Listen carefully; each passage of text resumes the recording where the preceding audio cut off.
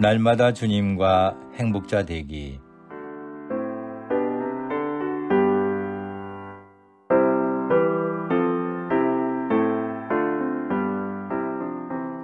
여러분 안녕하십니까? 조이풀 목회 칼럼입니다.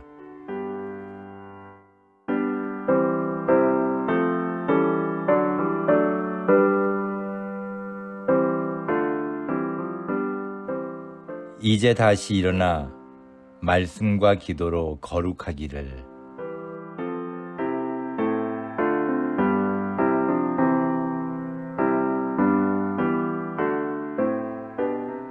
(1988년) 우리나라에서 올림픽이 열렸습니다.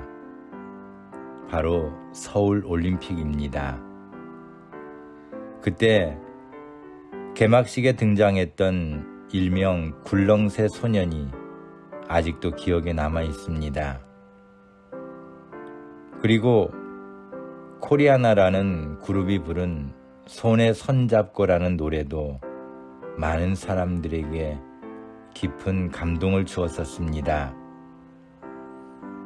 그 노래의 가사 중에는 이제 모두 다 일어나 영원히 함께 살아가야 할 길 나서자 손에 손잡고 벽을 넘어서 서로 사랑하는 한 마음 되자 손잡고 라는 내용이 있습니다. 올해 일어나 빛을 발하라는 말씀으로 하나님께서 우리에게 주시는 사명을 찾기 원합니다. 지금까지 하나님 말씀대로 살지 못했던 죄악된 모습들을 회개하고 하나님의 말씀을 지키는 사명을 다하기 원합니다. 우리에게 필요한 것은 인생의 잘남이나 성공보다 하나님의 말씀대로 사는 것입니다. 아무리 훌륭한 삶을 살았어도 한순간 하나님의 뜻을 어긴다면 그것은 훌륭한 삶이 아닐 것입니다. 이제 다시 일어나 하나님의 말씀과 기도로 거룩한 삶을 살기 원합니다. 모두 죄악된 자리에서 일어나 손에 손잡고 벽을 넘어서 한 마음으로 주님의 뜻을 이루어 가기 원합니다. 인생에게는 많은 스토리가 있으며 그 많은 스토리마다 이유가 있습니다.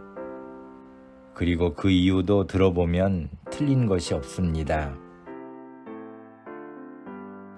그래서 세상에서는 자신의 주장을 관철시키려 싸우기도 하고 상대방을 무너뜨리기도 합니다.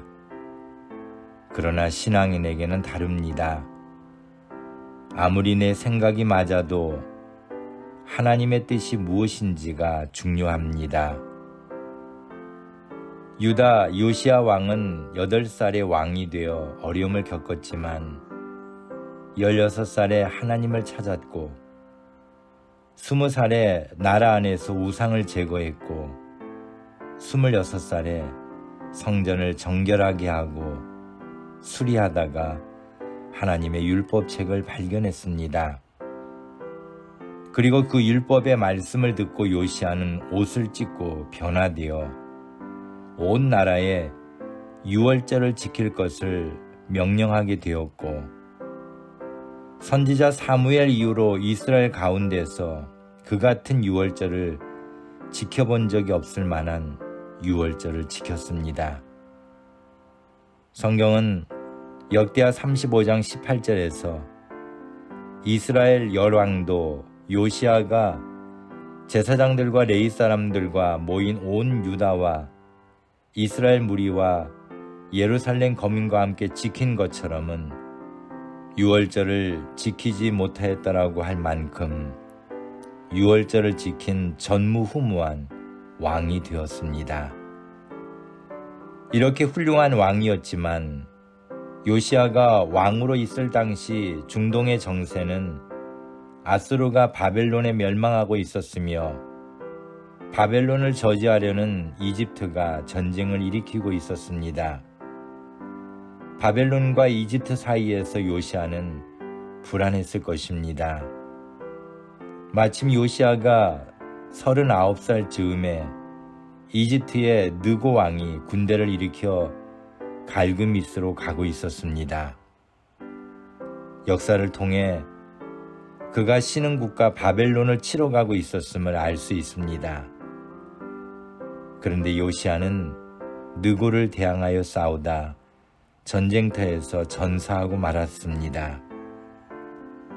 역대하 35장 21절에서 느고 왕은 자신이 일으킨 전쟁은 하나님이 명하신 것이므로 하나님을 거스리지 말라고 했지만 요시아는 그 말을 듣지 않고 싸웠던 것입니다.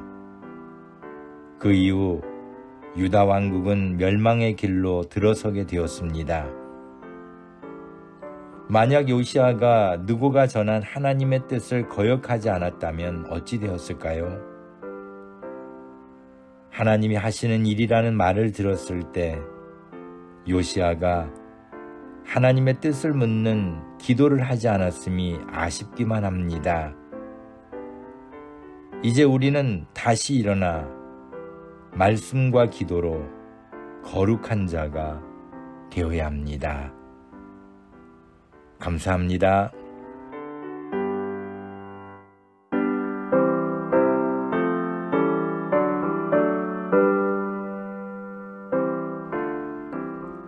오늘도 주님 안에서 행복한 하루가 되시기를 소망합니다. 감사합니다.